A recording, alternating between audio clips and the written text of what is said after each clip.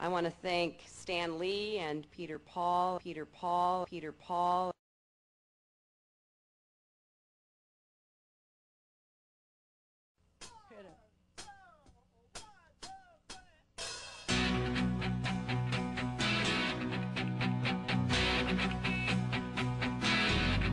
I could turn back time, if I could find a way, I'd take back all the words that It was an extraordinary array of the leadership of the Democratic Party and A-list Hollywood. We'd like to dedicate this to Mrs. Clinton tonight. God bless. someday, when my life has passed me by, I lay around and wonder why you were always there for me. I'm a guy who's dealt with superheroes most of my life. Spider-Man does whatever a spider can. Spins a web any size. He created Spider-Man, X-Men, the Fantastic Four, and the Incredible Hulk. The new purchasers of Marvel fired Stan. We decided to start our own company, starting with one employee and $500,000 that I put together. Peter set me free. Stan Lee, some big announcement he's making about the internet. Within a year, we had a market cap in excess of $300 million. I decided, well, maybe I should reach out to Bill Clinton to work with us and be a rainmaker for the company when he left the White House. My first entrepreneurial venture was setting up a comic book stand and used comic books. I had 2 Foot Lockers full of them. I could accomplish my objective by becoming a major contributor to the party. I don't know about you, but I've been to 1 or 2 of these events.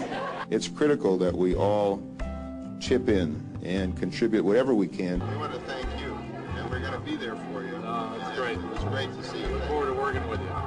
Thank you. This has nothing to do with campaign contributions at all. How are you? Nice to see you again. I'm very glad to see you again. And I also want to thank Stan and Joan and Peter and Andrea for their support. Someone might ask you after this event why you would come to an event to support someone running for the Senate in New York. My interest in supporting Hillary Clinton was specifically to hire Bill Clinton. I'm thrilled. You got me all jazzed up. And they concocted a big fundraiser for Hillary. This fundraiser in August 2000 in Los Angeles raised more than $1 million for then Senate candidate Hillary Clinton. I want to thank Stan Lee and Peter Paul. I had accomplished hiring a president of the United States to work with me when he left the White House.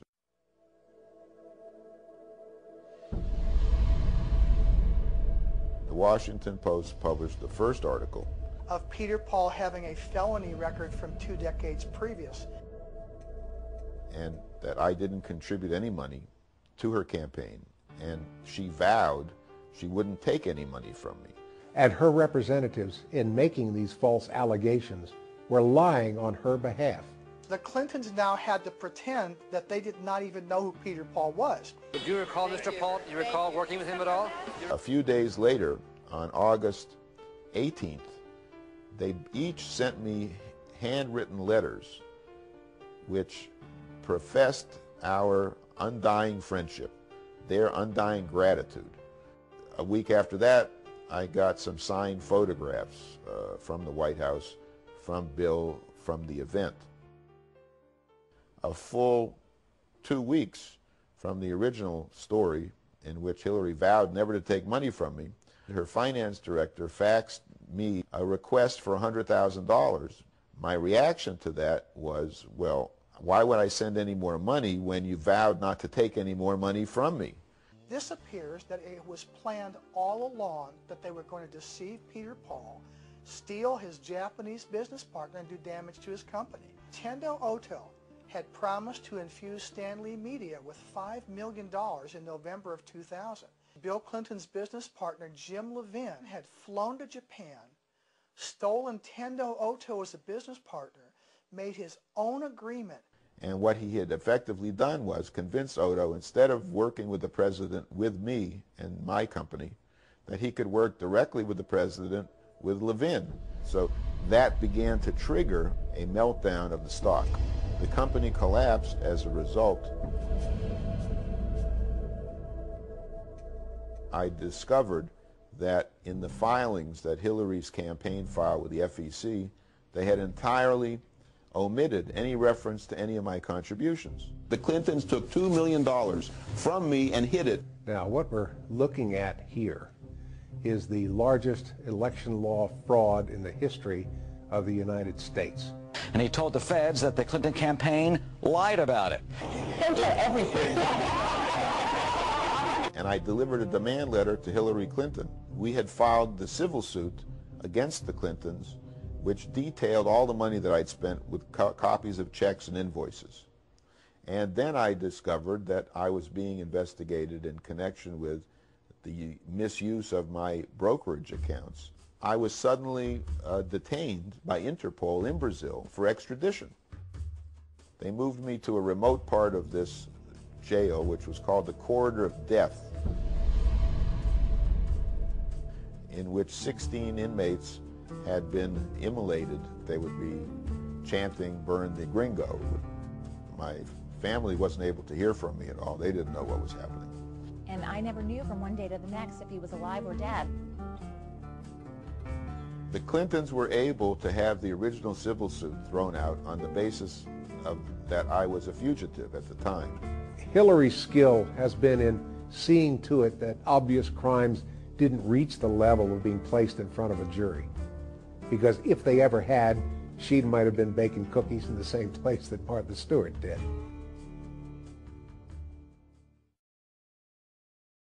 The court held that the case should proceed to trial.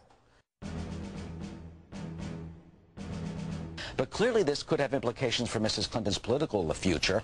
Sure, this could have serious implications not just for her 2006 re-election campaign, but for 2008, where she's the front runner for the presidential nod. The chief of public integrity finally indicted David Rosen.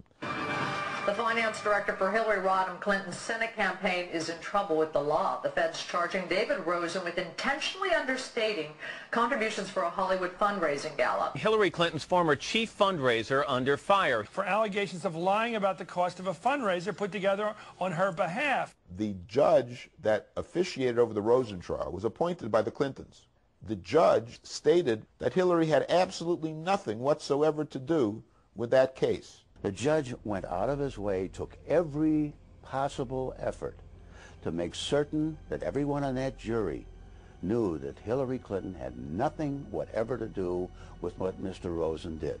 He turned it into a referendum on the credibility of Peter Paul, making a remark that he's a con man. And a totally corrupt individual who couldn't be believed or trusted. When you see that sort of thing, you conclude either that the prosecutor is incompetent, or worse, that the prosecutor is dogging the case. The whole idea was we have to make sure that Hillary is completely out of this, and we have to make sure that Peter Paul is totally discredited. Senator Clinton has not been charged in the case. The fact that you are probably not aware that this landmark litigation is now proceeding in a California court indicates how effective the Clintons have been in thwarting the media from exposing the facts on the public record that would normally end any politician's career and land them in jail. The media have not abrogated their responsibilities uniquely in the case of Hillary Clinton. They always have a tendency to fear power and to suck up the power.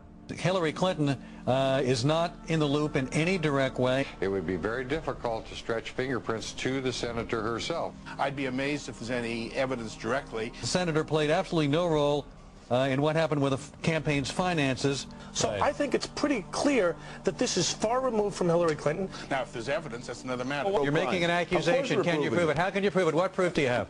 Hillary Clinton called me in my office in July of 2000, and I started my video camera to capture a conversation that we had with myself and other people in the office.